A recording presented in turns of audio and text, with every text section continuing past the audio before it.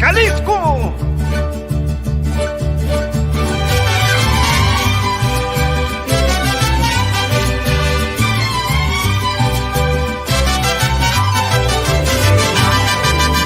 Guadalajara, Guadalajara, Guadalajara, Guadalajara. Ay, ay, ay, ay, ay,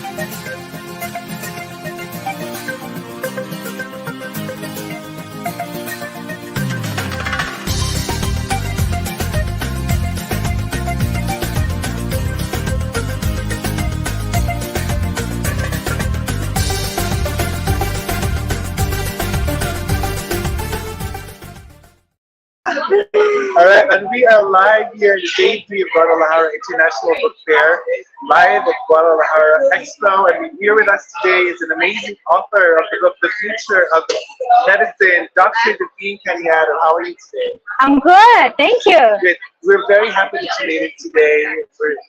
How long are you planning to stay here in Guadalajara? Until Thursday. Until Thursday. So yes. you'll be here with ReadersMagnet tomorrow and Wednesday. Well. Yes. Perfect. Yes. Now, Dr. Cañado, tell us more about your background. So I am born and raised in Kenya, which is East Africa. For those that don't know where that is, I came here when I was 19, and I really wanted to go into to medical school. I've been interested in medicine, and especially preventive medicine for long. So I came here. I went to college, and then I went to medical school. I finished medical school, studied, did family medicine training. But I've always been into prevention, and when I read, in the literature about reversal of diseases, that really interested me, like reversing heart disease, reversing diabetes, weight loss, and these things. So these interested me, and there's a specialty in medicine called lifestyle medicine that actually addresses these things and uses lifestyle as a way to reverse diseases like diabetes, hypertension, heart disease. And so I went ahead and got certification in lifestyle medicine. And during that time, actually, that's when I got to write this book. So in the past 1 year, I wrote this book. It's really to address the lifestyle, the simple things. It's nothing complicated. It's simple things: how we eat, how we sleep, how active we are, staying hydrated, sunlight, social connection, having faith, And these simple things that we neglect are the real deal when it comes to preventing and reversing these chronic diseases we have, because we think that it's a pill that's going to fix it, a vitamin or something, but those things are not going to fix it. They're band-aids to the problem, but we need to address the root cause of the problem. And one of the big root cause of these diseases is our diet, our nutrition. And so this book is heavily on that, but then also addresses the other lifestyle changes we need to do to address those. Besides that, I am married. I have 2 kids, 10-year-old and 8-year-old. Yeah, so of course from California. Perfect. Now, Yeah. talk about your career, and it seems like this is a passion already. Among all specializations of medicine, Right. what thought of having to focus for preventing illnesses? Because I feel like we are not paying enough attention to that. There's so many doctors that do what we call interventional medicine, right? You need a surgery, they can perform surgery on you. You need a medication.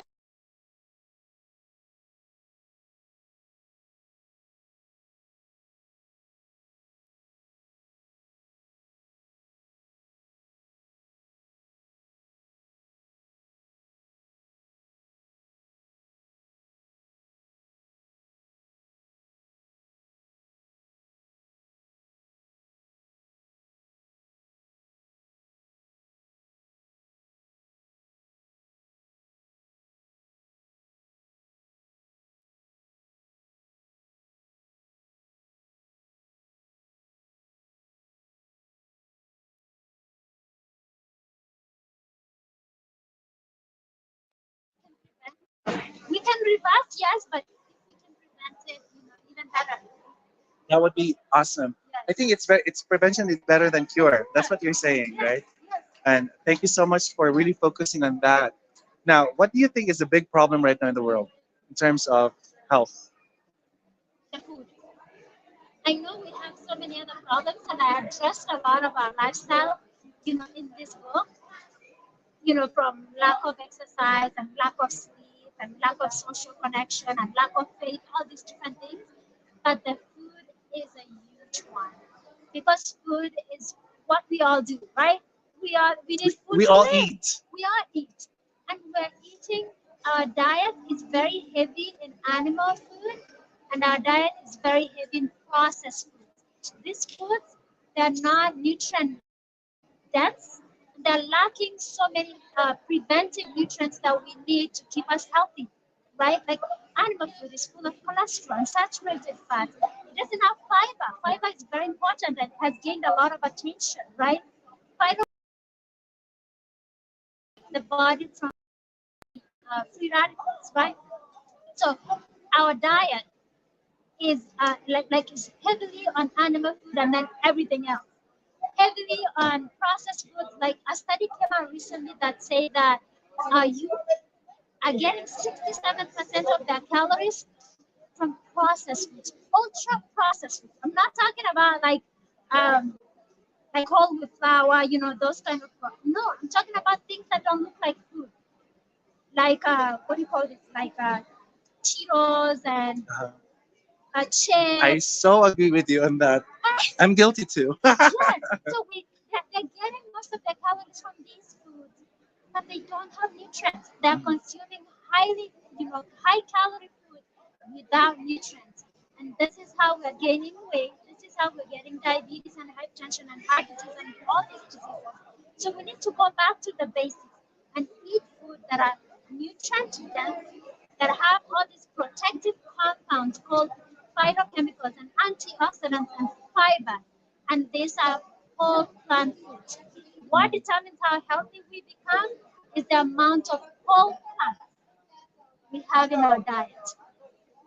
Now, interesting because over time we know that it's better to really eat fibrous food or food rich in fiber, avoid animal meat, etc. But when you talk about whole food, that's something that's really new to me. I heard about it, but why whole? What's about it? Why does it have to be whole food? Yeah, so it needs to be whole only like how it comes from nature, because when we process it, then we remove good stuff, right? We remove fiber, we remove good fat. You know, when we remove the inside part of a grain, we remove that good fat. You know, vitamins are lost, of course, fiber is lost. So we end up with a food that is low nutrient. When we started with a food that was high nutrient. So when we eat whole foods, we're getting the whole package, like how nature designed it to be.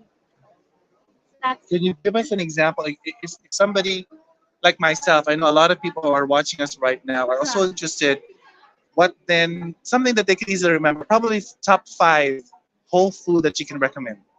five whole foods. Okay, so there's five categories of foods that I want to mention real quick. Okay. Number one, whole grains, like brown rice or quinoa, wild rice or millet. You know, they're whole, right? They're whole. Oats. Oats are really good as a breakfast item. Number two is legumes, beans, lentils, peas. You know, all different kinds of beans. And we don't need enough beans, especially not just in America, but I feel like everywhere we don't eat enough beans, and they're very high in fiber, very high, in good nutrients. Number three category of food is nuts and seeds. So, seeds like chia seeds and flax seeds, they really have good nutrients and stuff. And walnuts and these kinds of foods. And then vegetables, there's a lot of focus on leafy greens. The dark leafy greens are very nutritious. So, spinach and collard greens and kales and broccolis and all these, plus all the different kinds of vegetables, different colors, the better, because we need a variety. And then fruits, we need to eat fruits. Berries and all kinds of fruits, we need to eat them. And there's a lot of misinformation going around that starchy vegetables like sweet potatoes and regular potatoes or like fruit because they're sweet, they cause people to gain weight. But that's not true. Actually, these are highly nutritious, very healthy. What causes people to gain weight is fat. It's fat. Fat is stored as fat. It's not that our body converts sugars and carbohydrates to fat, right? So you want to remember to eat from this. The foundation of your meals should come from these five food groups, and you will be good. Thank you for that. I mean, it's easy to remember. I personally am not a bean fan. Right. I just can't. I don't like a lot of How beans. about lentils? I like lettuce. Lentils, I like yes. lettuce. Yes. That's my personal Good. favorite. Mhm. But I think I'm not sure if you would agree with me, Dr. Define, that besides the right kind of food, I think the problem also is preparation. Like when you talked about potato, now I know that it's safe to eat potato, and I love potato like French fries. No. That's what I'm saying. No. I think there's nothing wrong about the food, Yeah. but I think the The way preparation. the What do you think preparation. about And that? that's what I want, when we talk about whole food, that's why we don't want to change it so much. Even, the potato. You want to eat the potato with the skin as much as you can, right? So don't peel it off and chop it up and deep fry it and make all these, different things. And oils. Oils is one of the big one because oil is not a natural food. You don't naturally find oil, somewhere, right? We make it. We refine, we make olives, turn them into oil, Oh, all okay. this. It's very dense in calories, but very poor in nutrients. And it makes people gain weight because, like I said, it's the fat that makes people gain weight. It's not the carbohydrates and sugars, really. It's the fat. So if you're consuming these refined oils, it's going to promote all that weight gain as well and promote inflammation because all these oils also are inflammatory. They have omega-6, which is inflammatory. Okay. Now, how many pages is your book, Dr. Kenyaro? And It's 223 pages, uh-huh, everything. uh-huh. Yeah. And all those are instructions and what to do and what not to do. So it is, like I said, it's pretty heavy on nutrition, but also talk about exercise and water, staying hydrated, sunlight, because we need sunlight. Actually does a lot of things, not just give us vitamin D. So sunlight, how it affects our health, avoiding risky substances like smoking and alcohol and drugs and these kind of things, sleep, stress management, social connection, faith, time in nature, and clean air. So these are chapters, these are topics that are addressed in the book. How we can use all this natural stuff, things that we not, like they're available to us. We already have to use them to enjoy good health, get off of medication, or prevent ourselves from getting into all this, Exactly. medication. Perfect. Now, Dr. Delphine, I think you have a question from one of our viewers right now. Okay. And I would love to ask this question too because this is me too in this question. Yes. We have a question from Kathy Barnes. Right. Do you have any suggestion for transitioning from the bad diet that we're currently used to into a healthier one? Because it can be difficult to change diets based on his experience. Yeah. I mean, it is. And what I would say is start to include a lot of plant foods as much as you can. You can even say in a day, start with a day. Maybe if you don't do any like salads and vegetables and stuff, say I'll start by including, a serving of vegetables, like, 1 cup or maybe half a cup of cooked spinach a day, or like 1 cup of berries a day, and do that for maybe like 2 weeks, right? Start including beans, and you can start slow. You can even say, I'll just do a quarter cup of beans, you know, a day, or maybe like twice a week. You can start with that, and start including more plants in your diet, and then replacing with all the egg breakfast. You understand the American and pretty much the whole world type of breakfast, right? Eggs and sausage and I know. what else? Hash browns and this kind of thing. And then These are potatoes, but they're not healthy potatoes. You can tell preparation. already the preparation. So starting, doing oats for breakfast. Say like in a week, maybe twice a week, I'll do oats. So start to, because again, as I said, it's not just because people ask me, do I have to become vegan? Vegan, personally, but that's not what I want you to focus on. Like, I need to become vegan. No, what determines how healthy you become is the amount of whole plants in your diet. So start putting more whole plants in your diet, and you will see the changes. Okay. Now, before we end this, Dr. Canyaro, I want to know Yes. what is Dr. Canyaro's diet? And before I do that, let me remove this other microphone here. All right. So let's put this back on. Okay. Dr. Canyaro, going back to my question, Right. what is what is your diet? How do you do it? So for breakfast, I have multiple things I do for breakfast, but my to-go-to breakfast is oats. Oats. Okay. Trust me. I can do like old-fashioned oats or steel-cut oats. I cook them, then I add cinnamon, ground cinnamon, nutmeg, and cloves, spices. Then I add sliced almonds. I add chia seeds. I add a little bit of soy milk, little bit of maple syrup, and a bunch of berries, strawberries and blueberries. I love them.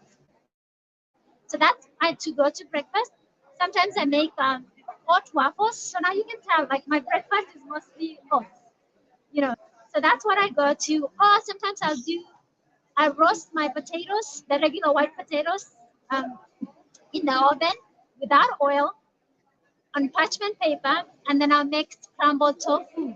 That'll be like my egg. Scrambled tofu, if you have not tried it, it's really good. You'll be surprised. The way you make it again, how you make it. It's the how really you good. make it too. So that's another breakfast when I want something really, how do I say it? Like for a weekend when I have more time, right? I make that. My lunch mostly like I will do probably like rice and beans and vegetables, maybe like broccoli or spinach. And then in the evening I will do a lot of times because I eat my breakfast, let's say between 8 and 9, depending if I'm working, I eat early. If I'm not, then I a little bit later, like 8 a.m. Sometimes I just end up eating twice a day. So I will do, the rice and beans with vegetables, and then maybe I'll do roasted sweet potatoes with what do you call it? Lentil soup. I'll do like lentil soup. I'll do a quinoa salad. So these are my kind of foods. I make sure I eat greens at least once or twice a day. Of course, a bunch of fruits. I love fruit. Sometimes in the evening, I just eat fruit, a bowl of fruit, and that's it for my dinner. supper. We call it supper because dinner is heavy, right? It's like your main meal. My main meal tends to be either lunch or like 2 p.m., 3-ish will be the Hours before you go to bed. yeah. So it will be mostly I'll have a grain, and then like beans or lentils, you know what I mean, and a vegetable. I'll make sure that at least I eat that during the day. Okay, thank you so much, Dr. Caniato. Where can we find your book and yourself? Like, what's your whereabouts? Yeah, so you can find my book on Amazon. You can find me on Facebook. I'm actually quite active on Facebook. I share my recipes. I share, health information about how to reverse these diseases. So you can find me, Daphne Caniaro, on Facebook. I'm also on Instagram, not as active, but Facebook for sure. You'll find me there. All right, thank you so much, Dr. Daphne. It's been amazing. Tomorrow until Wednesday, definitely we're going to be talking about what really is the future of medicine and how do you like, ideally, to make it more relatable also to a lot of people. So that's something to look forward to. But in the meantime, again, thank you so much, Dr. Daphne, the author of the book, The Future of Medicine. Thank you. Thank you so much. Tomorrow we'll be hearing a lot of authors about their stories. In the meantime, let's stay tuned and watch this commercial break.